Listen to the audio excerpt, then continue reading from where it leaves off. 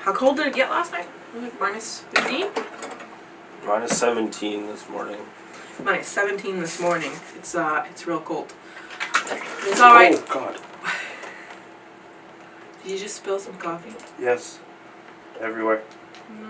Ow, ow, ow. And it's hot now. Okay, wait. We gotta go back. I gotta explain to you how this all started.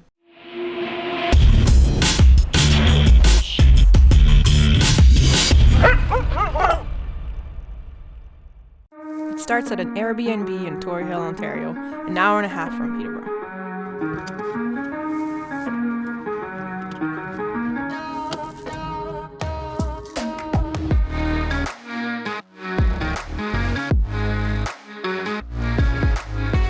So our first stop is at Kawartha Country Wine, where we stop and pick up some local cider and wine.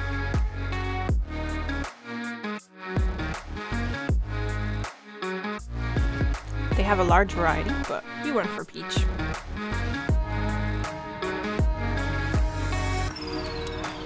Our next stop is at Furnace Falls Park, which is conveniently located just a few minutes from our Airbnb.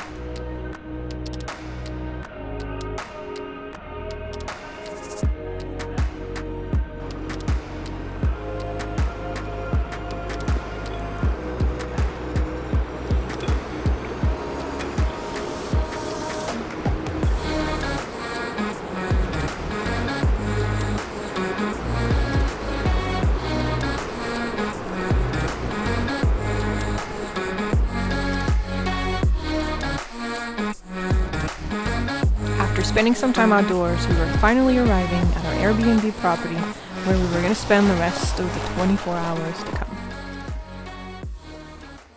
So we've stopped the car right here.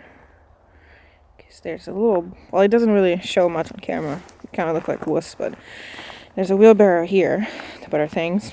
And the cabin's like right there. Right there.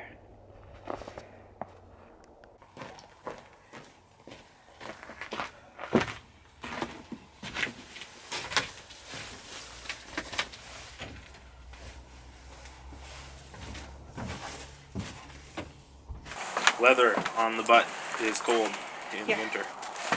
A little bit, eh? Yeah. Especially in leggings. I don't know what that's like.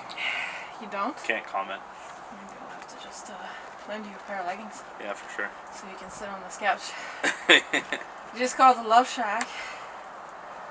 Not by us, but by the owner. Yeah. we like to call it the cabin. Yeah. It's called the Nest, actually. There's a little sign right there. Which, it's kind of very nesty. Yeah, it seems super cozy. We just got here, brought our stuff in, and yeah, I guess we'll find out what it's like tonight and how cold it is. How cold it gets. It's not so bad right now. It's just a little chilly. It's only -4. Yeah, it's nothing really. The dog likes it. The dog loves it, actually. She's sniffing around. There's a nice little river, little fire pit. So nice. I really like the woodwork on the door. It's actually super pretty. Super nice. So we began to walk around the property, and we were just so mesmerized by the natural beauty that was all around us.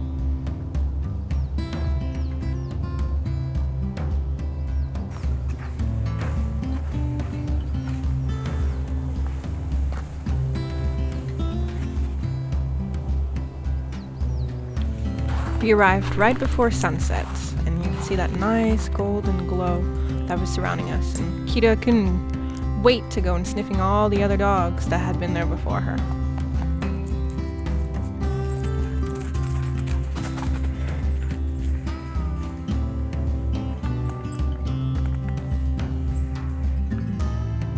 The Irondale River was passing through this beautiful property, and it was surrounded by red osier dogwood.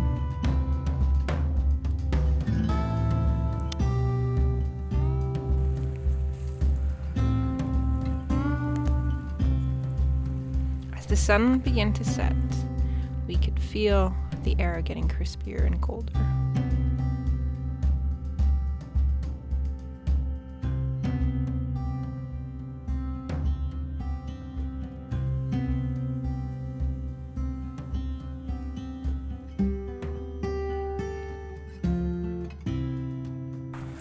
The owner's dogs even came by to say hello.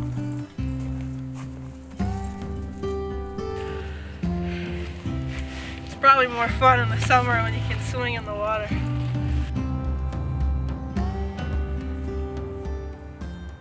So, hi, hello. We're making brie by the fire. You heard it right, coming from me. I've never had it before, but in thought and in spirit, it's delicious. So, I'm not a professional. I barely ever make fires, but we're gonna see this together how I would do this. So, come on. This part's really important. You have to put your cheese down. So let's do that. Also, put your knees in the fire pit, directly in it. I'm totally not sarcastic right now. If you happen to have one of these beautiful correctional officer pants, knock them, they're really nice. And then bark. Grab smaller branches, kind of like this. Make sure it's all dry. And then you're gonna grab some bigger branches. And then, oh, you guessed it, even bigger branches. Dog's fired up. So the other day, John and I made some beeswax wrap. And this is the leftovers. This thing is magical. So I'm cheating a little bit. So I'm going to be putting these right here. Then the little twigs in a triangular formation. I'm not going to put the leaves because they're kind of wet. And now, fire. That's great. Ha. I'm just lighting the beeswax because I'm a cheat like that. So now I'm just going to make sure it stays alive because I'm really good at apparently killing fires. I have faith in you. You have faith in me? Yeah. You have to sing the song though. Insert copyright. I think it's working. Of course it's working. Whoever doubted me. But like seriously, the beeswax wraps, saving my ass. It makes me look real good right now. Because I did it like one time. No issue. I look so professional. Except for you used a lighter. How dare you? And now, as the fire starts to pick up, you want to add like bigger items. Because if you add bigger items right away, you'll just choke the fire. I'm adding more little sticks to make sure that there's like enough heat. Because really the key is heat. It's got to be hot, baby. Also, the key is not burning yourself. It's really tough to see what's wet and what's not until you really touch it.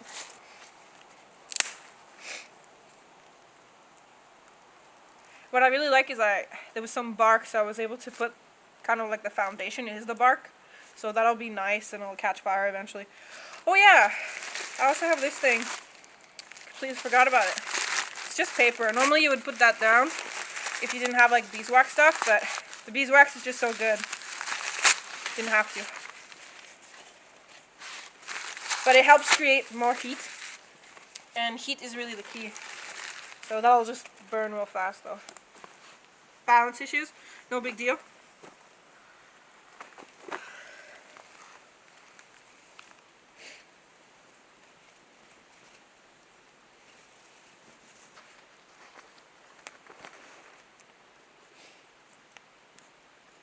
Just gotta let this baby breathe. Yeah, there you go. Yeah, the paper was not such a good idea. I ruined it. See, we're learning together. If a fire is not struggling, or you're not burning like things that you're not supposed to be burning, like plastic and stuff, it barely ever lets out smoke.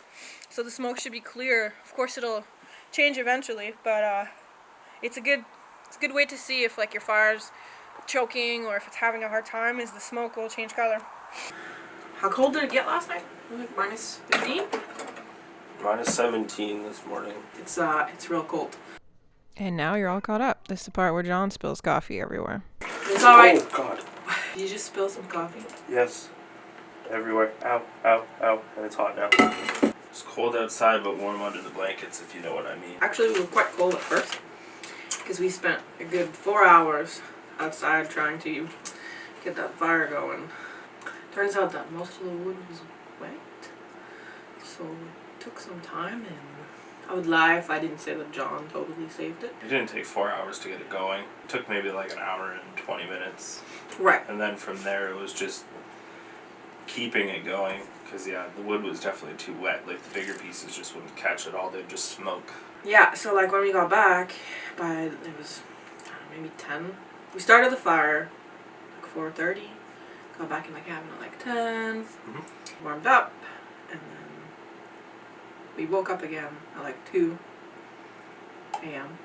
Thinking it was much earlier, like thinking it was like 5:30, and went to use the bathroom. Came back, and then after that it was like smooth sailing. Everything was like super warm. I think it was just the initial coming inside from being outside for so long that took a lot of time for our bodies to regulate the temperature. Definitely. But once it did, it was nice and toasty. The cabin's good. It's nice. It's cozy, but it's really spacious. You got everything you need. There's plenty of windows, nice bed, there's a couch, but that's turned into a whole bed. So like, Kita was sleeping with us for most of the night. Normally she doesn't, just because she kind of grunts if we touch her. She's like, don't touch me, but I'm taking all the space, but don't touch me. So, but like, it was fine. We had a lot more space in this bed than we normally do at home. What's our plan for today? Because we gotta check out at 11.